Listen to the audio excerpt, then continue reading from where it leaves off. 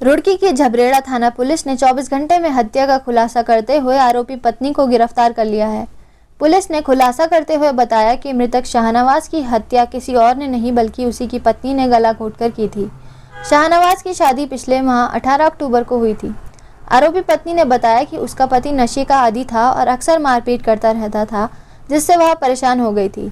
5 नवंबर को भी वो नशे में धुत होकर घर आया और अपनी पत्नी के साथ मारपीट की।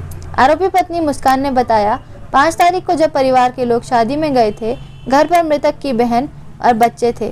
तभी उसका पति नशे में धुत होकर घर आया और अपनी मारपीट करने के बाद सो गया। आरोपी पत्नी ने पुलिस को बताया कि उसने नशे की हालत में सोते हुए अपने पति की गला घोंटकर हत्या कर दी और शव को घर के पास ही खाली प्लॉट में घसीटकर फेंक दिया और शव की पहचान छुपाने के लिए उसके ऊपर पन्नी डाल दी और वापस घर आकर सो गई। थानाध्यक्ष झबरेड़ा रविंद्र कुमार को जरिए फ़ोन सूचना प्राप्त हुई कि बिजली घर के पीछे एक व्यक्ति का शव पड़ा हुआ है। इस सूचना पर थानाध्यक्ष झबरेड़ा, सीओ मंगलौर, एसपी देहात सभी मौके पर पहुंचे। शव का निरीक्षण किया गया तो गले में निशान थे। इस संबंध में सभी संभावित पहलुओं से जानकारी एकत्र करते हुए पूछताछ की गई तो मृतक की पत्नी मुस्कान के द्वारा स्वीकार किया गया कि मृतक नशे का आदी था और नशे में उसके साथ उसने 5 नवंबर की रात को मारपीट की थी।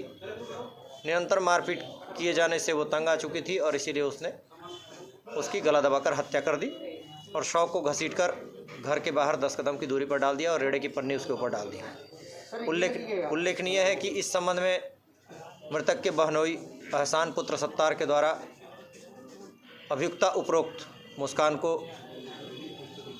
22 तबा नामित करते हुए तहरीर दी गई थी, जिस संबंध में अंतर्गत धारा 302 आईपीसी का अभियोग पंजीकृत किया गया था। सर, अभी शादी कुछ समय पहले ही हुई थी।